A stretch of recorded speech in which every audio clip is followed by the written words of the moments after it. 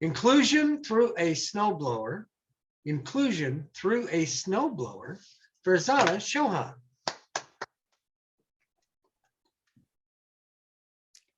It just kept on coming down.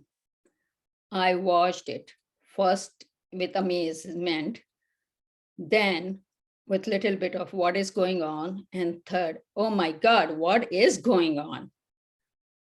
Yes, it was a snowfall, and it started with big flakes, and as a few hours passed by, the intensity becomes so intense that I think it was falling down by 1 or 2 inches per hour. I looked out. My driveway and the entire street was covered in snow. And I thought it will stop at some point. But contrary to my imagination, there was no plan to stop.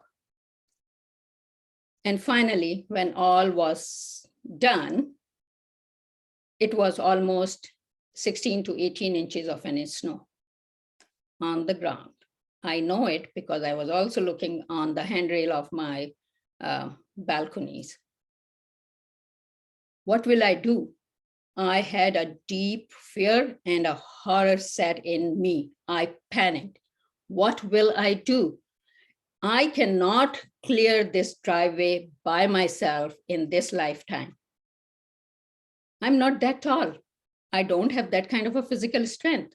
I was also young and new. I had no idea who lived in the neighborhood because being a single female, young and beautiful, yes, believe it or not, I was beautiful at some point, you keep to yourself. You try not to get to know too many people, especially when you are working and traveling around. So I sat there in panic and horror. What will I do? I don't even have a snow shovel, and I don't know how to clean this kind of snow. And there was no one out there. Not that I needed to get out at that point, but I don't know anyone. I cannot ask for a help. The only neighbor, the few neighbors I have seen during my stay there in last few months, there was this tall guy, taller than the top shelf in my 9-foot high ceiling space. He was not only tall, he was this big also. I was already scared of his size.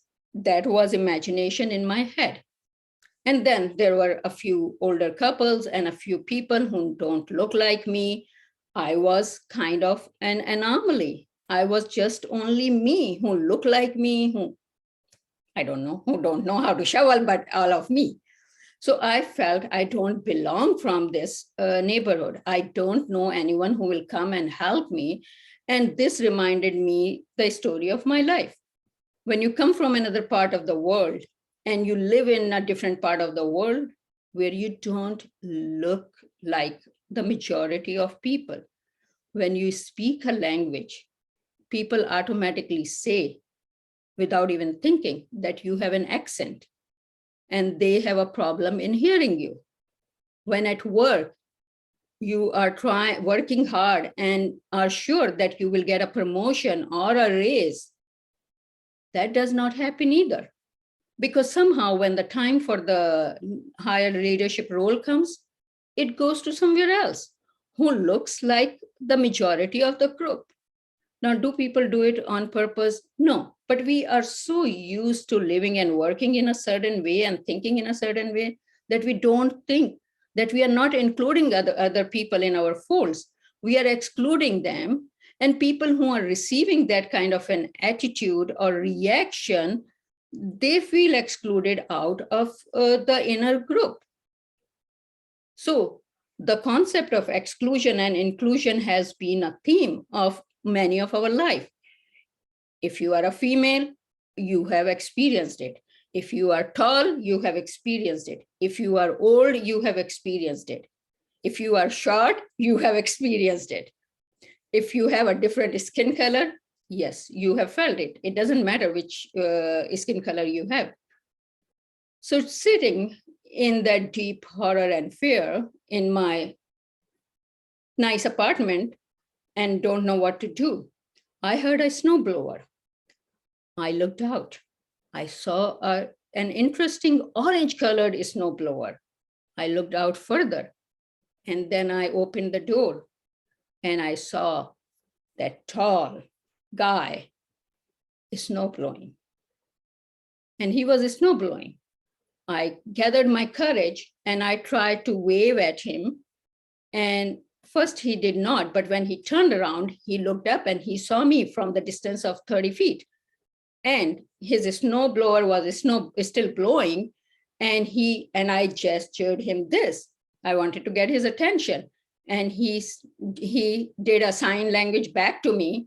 And he said, "You want this on your driveway?" And I said, yes, because first I was shaking my head, and then I realized in this cold, he cannot see my head nodding. So I said, yes. Next thing, he used his snowblower and cleared the driveway in a few hours. Yes, it took him some time. It was not that easy. And while his snowblower was working, when it was towards me, I saw the blades running and how the whole operation was happening. Now, you know the adage that no two snowflakes are same. But the power of that snowblower was that it does not matter what kind of snowflakes were there. It was able to clear all of them and put them aside in a pile on a different side so that you have a clear path to move. That was an amazing operation and a metaphor. If you want, you can use something like a snowblower in your own life and in your own mindset to get rid of the mindsets which have created the divisions and assumptions in our brains. When we look at people in certain way, when we react in certain way, just because we were told by someone, first to begin with, by our elders, by our parents, by our family, then our society, then our friends, then our co-workers, co-acquaintances. Everyone has told us this is how you are supposed to live and work. And we have taken that on upon us. But what my neighbor did that day and throughout the season after that, he cleared the driveway every time it was needed to be, and he did not took anything in return of it. And that made my assumptions go away about the tall and big guys, that they can really be doing something different. And I, at this point, would just ask you to think about your own assumptions. What assumptions are excluding us and helping in excluding others from our life? Because if we practice inclusion, we can have a world of peace and joy and a much more vibrant world to live in. Practice inclusion.